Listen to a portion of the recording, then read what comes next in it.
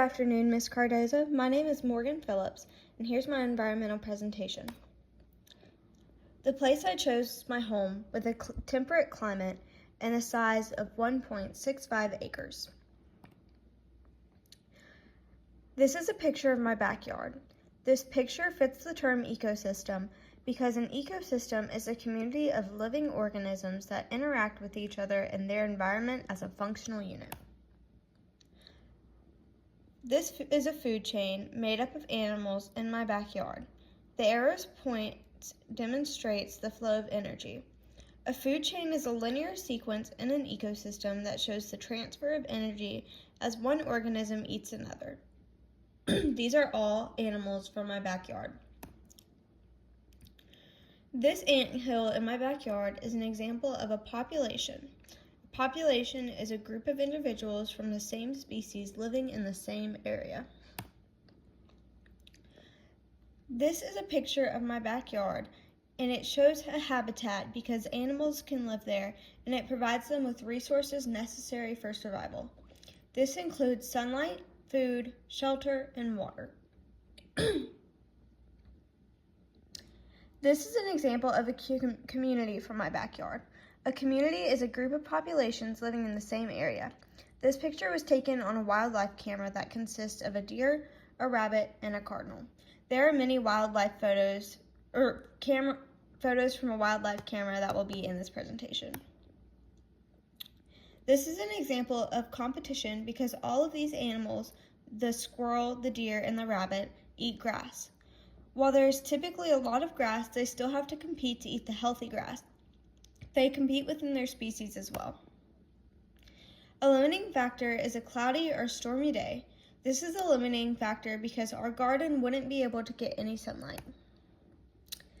This is the pictures of 20 different organisms. So there's deer, a betta fish, a cat, a dog, a possum, a coyote, a bluebird, a fox, a rabbit, an anthill, so ants, a cardinal, a hummingbird, squirrels, succulents, grass, oak trees, dogwood trees, peace lilies, orchids, and bees.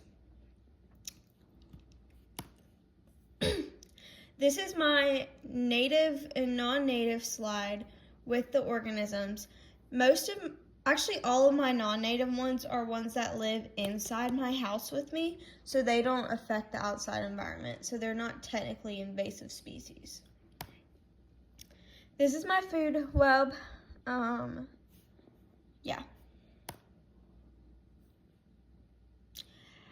would food webs be affected by invasive species? Invasive species would outcompete the native species for food and habitat. They also may prey on animals in the food chain, causing a disruption. This would make a surplus of animals that are eaten by the preyed-on species, and the animals that solely eat the preyed-on species would die. I found no invasive species. As I explained, all the non-native species are in my house and therefore do not affect the environment outside. Species richness. In my backyard, there's a large amount of species richness.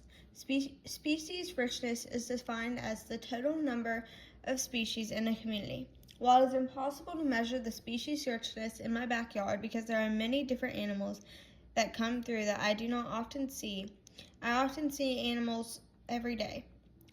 The most common are various birds, deer, opossums, bats, various bug types, and rabbits. On an average day at my house, I probably see close to 20 to 30 deer. Species evenness. There is varying species evenness in my backyard. Species evenness is defined as the relative abundance of individuals in each species. The species evenness in my backyard is varying because it changes from day to day. It is also not the best representation because it's a smaller area.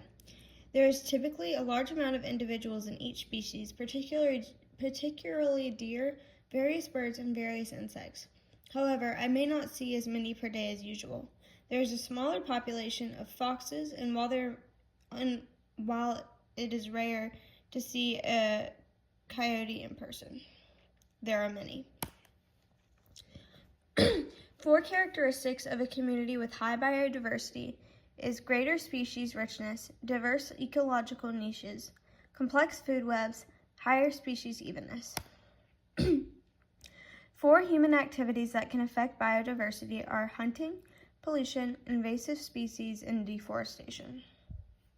2 benefits of greater biodiversity is greater sustainability and higher adaptation ability. 2 negative effects of lack of biodiversity are food web disruption and vulnerable to disasters. Thank you, Ms. Cardoza.